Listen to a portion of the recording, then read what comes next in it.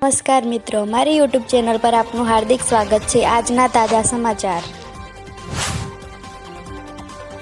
તલવાર, પાઇપ અને પટ્ટા સાથે જાહેરમાં ગેંગ વોર, કાયદો વ્યવસ્થાની સ્થિતિમાં ધજાગરા। ઘટના વડોદરાની।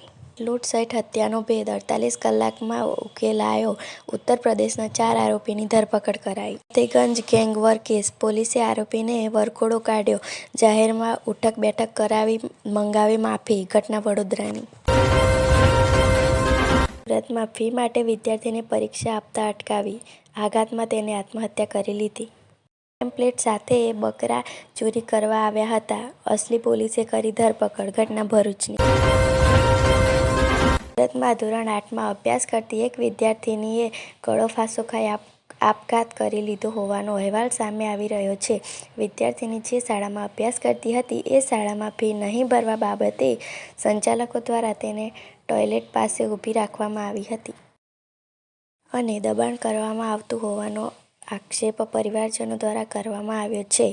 બનાવની જાણ થતાં ગોધરા પોલીસ પહોંચી હતી। વિદ્યાર્થિનીના મૃતદેહને પીએમ અર્થે ખસેડવામાં આવ્યો છે। વધુ તપાસ હાથ ધરાઈ છે। જો મિત્રો, અમારી ચેનલ પર તમે નવા હોય તો અમારી ચેનલને સબસ્ક્રાઇબ જરૂરથી કરજો। 4 દિવસથી ગુમ થયેલ 12 વર્ષીય બાળકીનો મૃતદેહ કૂવામાંથી મળી આવ્યો।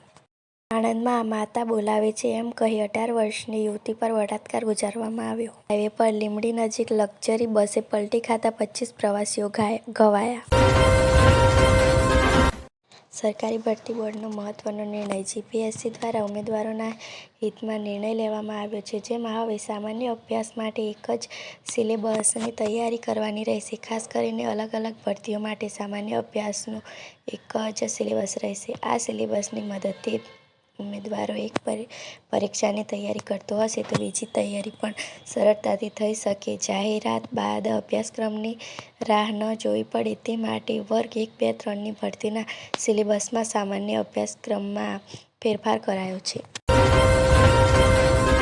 દ્વારકા જિલ્લાના અતિ સંવેદનશીલ મનાતા દરિયાકાંઠા વિસ્તારમાં વધી ગયેલા ગેરકાયદેસર દબાણો પર કાબૂ મેળવવા માટે સ્થાનિક જિલ્લા પ્રશાસન દ્વારા કડક કાર્યવાહી કરીને આવા ગેરકાયદેસર દબાણો ધ્વસ્ત કરવામાં આવ્યા છે। ત્યારે ગત તારીખ 11થી તારીખ 18 જાન્યુઆરી સુધી ચાલેલું ઓપરેશન ડિમોલિશન પૂર્ણ થયું છે। રવિવારે તેમજ આજે સોમવારે દબાણ હટાવો અંગેની કોઈ નોંધપાત્ર કાર્યવાહી કરવામાં આવી નથી। વર્ષ 2022ના પ્રથમ તબક્કા તેમજ તાજેતરના બીજા તબક્કામાં મળી કુલ આશરે રૂપિયા 125 કરોડની સરકારી જમીન પરનું અતિક્રમણ હટાવવામાં આવ્યું છે।